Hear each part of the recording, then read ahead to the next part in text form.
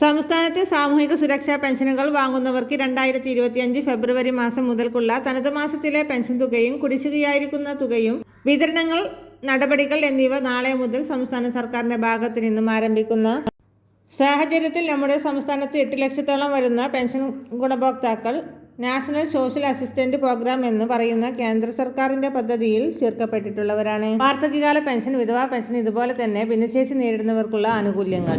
ഈ 3 സ്കീമുകളിൽ ഉൾപ്പെടുന്ന 8 ലക്ഷത്തോളം വരുന്ന ആളുകൾക്ക് കേന്ദ്ര സർക്കാർ വിഹിതം കൂടി കൂട്ടിച്ചേർത്ത് 1600 രൂപയാണ് മൊത്തത്തിൽ ലഭിക്കുക. ഇങ്ങനെയുള്ള ഗുണഭോക്താക്കളിൽ പലർക്കും ആനുകൂല്യം കൃത്യമായി ലഭിക്കാതെ വരുന്ന സാഹചര്യമാണുള്ളത്.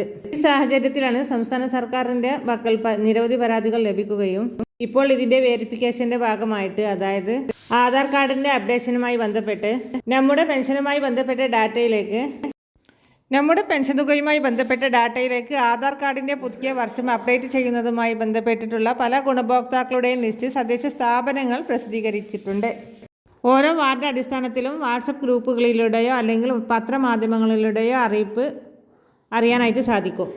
പെൻഷൻ അനുവദിക്കപ്പെട്ട ഗുണഭോക്താക്കൾ ആധാർ കാർഡുമായി അല്ലെങ്കിൽ ആധാർ കാർഡിന്റെ കോപ്പിയുമായി പെൻഷൻ അനുവദിക്കപ്പെട്ട തദ്ദേശ സ്ഥാപനങ്ങളിൽ എത്തിച്ചേരണമെന്നുള്ള അറിയിപ്പാണ് സർക്കാർ ഇപ്പോൾ അറിയിച്ചിട്ടുള്ളത്.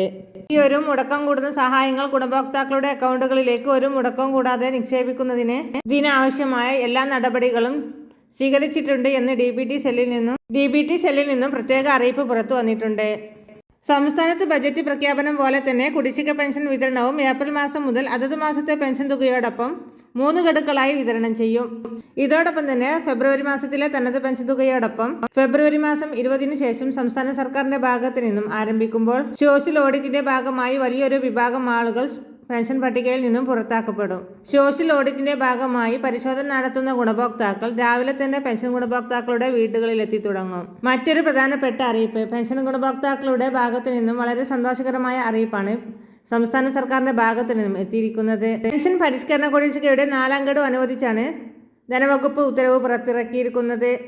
പെൻഷൻ പരിഷ്കരണ കുടിശ്ശിക തീർത്തും വിതരണം ചെയ്യുമെന്ന് ധനവകുപ്പ് നേരത്തെ തന്നെ അറിയിച്ചതാണ്. 2 ഗഡു കുടിശ്ശിക പ്രഖ്യാപിക്കുമെന്ന് നേരത്തെ തന്നെ അനുവദിച്ചിരുന്നെങ്കിൽ പോലും നിലവിൽ 1 ഗഡു, അതായത് 4ാം ഗഡുവാണ് അനുവദിച്ച് ഉത്തരവ് പുറത്തിറക്കിയിരിക്കുന്നത്. 1 ഗഡു വിതരണം ചെയ്യുമെന്നുള്ളത് ധനവകുപ്പ് നേരത്തെ തന്നെ പ്രഖ്യാപിച്ചിരുന്നതാണ്. 600 കോടി രൂപയാണ് അവസാന ഗഡു കൊടുക്കുവാൻ വേണ്ടി വരുന്നത്.